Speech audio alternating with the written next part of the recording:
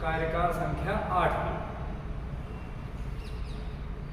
जिसका मुख्य विषय है कि जब प्रकृति है तो इसका प्रत्यक्ष क्यों नहीं होता।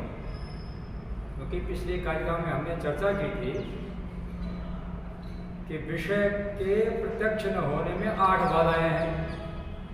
ये चर्चा पीछे हुई थी ना, अति दूरता, अति समीपता। अब उन 8 बाधाओं में से ऐसी कौन सी बाधा है जिस बाधा की वजह से प्रकृति का प्रत्यक्ष नहीं होता।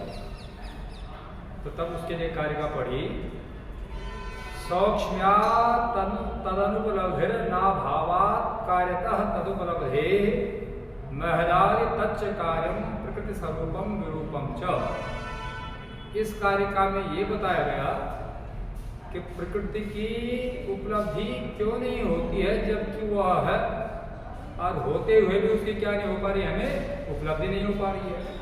तो जो पीछे कारण बताए हैं किसी विषय के प्रत्यक्ष न होने में, उनमें से कोई एक कारण होगा, ये निश्चित है। तो पीछे जो जिन कारणों की चर्चा हुई थी कि 8 कारण हैं, उन 8 कारणों में से एक कारण ये भी था सूक्ष्मता, और वही यहाँ पर समाधान किया, सौक्ष्म्यात् तद अनुपलब्धि तस्य प्रकृति तत्वस्य उपलब्धि सूक्ष्मता कारणात् न भवति। सा प्रकृति अतीव सूक्ष्मा अस्ति, अतः तस्य उपलब्धि न। तो तद अनुपलब्धि, प्रकृति का उपलब्ध न होना, प्रकृति का प्रत्यक्ष न हो पाना, इसमें कौन सी बाधा आई? सूक्ष्मता। कहीं ये नहीं कहना चाहिए कि अभावात् तस्याः प्रकृतेः उपलब्धिर्न भवति। ये मत कहो कि वो है ही नहीं, जब वो प्रकृति है ही नहीं तो उसकी उपलब्धि कैसे हो, ये तर्क नहीं किया जा सकता है। तो प्रकृति के अनुपलब्ध होने में क्या कारण बताया? सूक्ष्मता, न कि उसका अभाव। कि भाई हम कैसे मान लें कि वो है? कोई ऐसा साधन तो हमारे पास होना चाहिए ना कि जिससे हम ये माने कि प्रकृति है। तो उसका समाधान किया, कार्यतः तदुपलब्धेः, कार्यों से उसकी उपलब्धि हो जाती है। और कार्य कितने हैं प्रकृति के? 23 व्यक्त तत्व। जो 23 व्यक्त तत्व हैं, 5 ज्ञानेंद्रियां, 5 कर्मेंद्रियां, 5 तन्मात्र, 5 महाभूत, मन, बुद्धि और अहंकार, ये 23 तत्व प्रकृति के कार्य हैं। इसलिए तस्या प्रकृतेः उपलब्धि त्रयोविंशति कार्यैः भवति। तो 23 कार्यों को देख करके उस प्रकृति की हमें क्या हो जाती है? उपलब्धि हो जाती है। जिस प्रकार हमारे पास मान लो ऐसे समझ लें कि कोई बालक है हमारे पास, यहाँ हमारे सामने खड़ा है। अब उस बालक के पिता को तो नहीं देख रहे हैं ना हम, लेकिन उस बालक को देख करके हम ये अनुमान लगा लेते हैं कि इसके पिता भी होंगे, उनके भी पिता होंगे।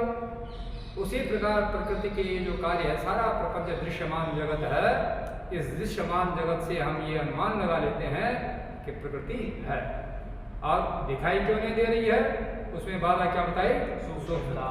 स्पष्ट हो गया? वही बात नीचे, महदादि तच्च कार्यम। महदादि, महद किसका नाम है? बुद्धि का नाम।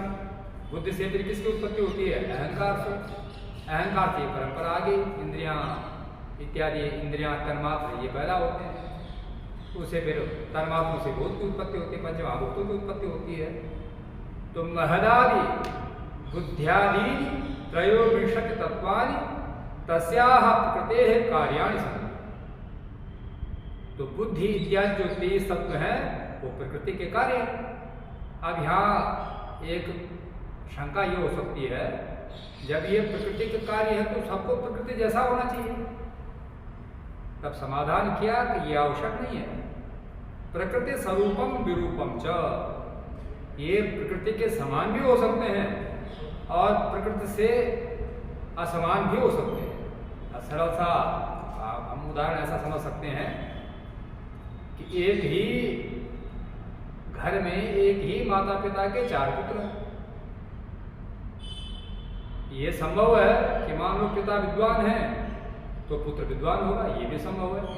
और ये भी संभव है कि 4-5 संतानों में से एक संतान तो पिता जैसे है और एक संतान बिल्कुल उद्धत उदंड उच्छृंखल हो जाए, तो तब हम ये कहेंगे कि ये अपने पिता का नहीं है, ऐसा तो नहीं कहेंगे। तो जिस प्रकार एक ही माता पिता से उत्पन्न होने वाले संतानों में कई बार माता पिता जैसे गुण भी होते हैं और कईयों में नहीं भी होते। एक और सरल अगर व्यवहार में सरल उदाहरण समझो, कभी बताया होगा कि जैसे गन्ना है, अब गन्ने से एक ही गन्ने से शक्कर, मिश्री, गुड़, ये मीठा पदार्थ है, उसी से पैदा होता है। और सीरा बड़ा कड़वा होता है, सिरका बड़ा खट्टा होता है, तो ये सब भी किससे पैदा होते हैं? गन्ने से ही पैदा होते हैं। तो गुड़, मिश्री, शक्कर, इनका स्वभाव तो किसकी तरह हुआ? गुड़ की तरह। और जो शेष बच गए, सीरा या जो सिरका है, उसी गन्ने से पैदा होने के पश्चात भी उनका स्वाद गन्ने जैसा न रहा। ऐसे ही प्रकृति से पैदा होने वाले जो तेज तत्व हैं वो प्रकृति के समान भी हो सकते हैं और प्रकृति के असमान भी हो सकते हैं। और इसी के लिए वाक्य पढ़ा, प्रकृति स्वरूपम विरूपम च। प्रकृति से उत्पन्न होने वाले कार्य प्रकृति के समान भी हो सकते हैं और प्रकृति से असमान भी हो सकते हैं।